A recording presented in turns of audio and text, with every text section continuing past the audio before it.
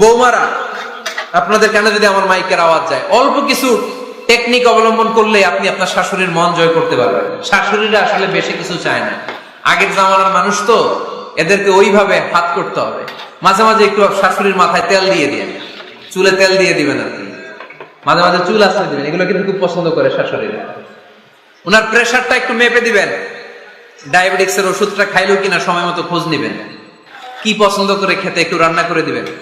যেই বক্তার ওয়াজ শুনতে পছন্দ করে ওই বক্তার ওয়াজগুলো ডাউনলোড করে শাশুড়ি আম্মাকে দিবেন, ইসলামী বই দিবেন। দেখবেন বয়স্ক নারীরা মাহফিল যেতে খুব পছন্দ করে, ওয়াজ শুনতে খুব পছন্দ করে, নবীদের কাহিনীগুলো শুনতে পছন্দ করে।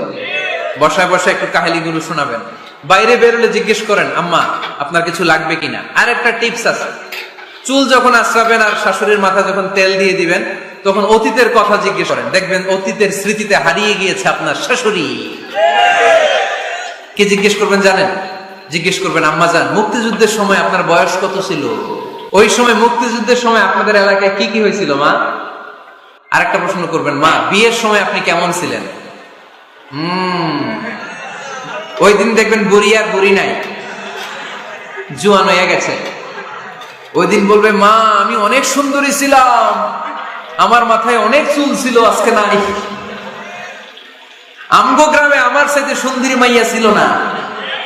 অতীতের স্মৃতিতে, স্মৃতি হাতড়াতে হাতড়াতে তিনি হারিয়ে যাবেন। জিজ্ঞেস করবেন যে, মা শীতকালে আপনাদের দেশে কি পিঠা বানাতেন আপনি যখন ছোট ছিলেন? আপনার বাপ চাচারা কি করতো? এগুলো জিজ্ঞেস করলে উনি স্মৃতির পাতা হাতড়াতে হাতড়াতে চোখ দিয়ে দাঁড় দাঁড় করে ওনার পানি ঝরতে শুরু করবে। আপনার জায়গায়, ওনার হৃদয়ের মণিকোঠায় এমন জায়গায় পৌঁছবে, আপনার ছাড়া উনি কিছুই বুঝবে না। বৌমারা, এই অল্প কিছু টিপস অবলম্বন করে আপনারা আপনাদের শাশুড়ির মনকে জয় করতে পারেন। শাশুড়ি বৌমার দ্বন্দ্ব আমরা চাই না। আমরা চাই শাশুড়ি বৌমাকে নিজের মেয়ের মতো জানা, আর বৌমা শাশুড়িকে আপন মায়ের মতো ভালোবাসুক, ঠিক কিনা? বৌমারা খেয়াল করে শোনেন, আপনার মা ছেড়ে আপনি আসছেন, এই মহিলাই আপনার মা। বাবা ছেড়ে দিয়ে আসছেন, এই শ্বশুরই আপনার বাবা। আজকে আপনার শাশুড়ির সাথে আপনি যা যা করবেন, আপনার শেষ বয়সে আপনার নিজের ছেলেটারে যখন বিয়ে দিবেন, আপনার ছেলের বৌমাও আপনার সাথে তা তাই করবে।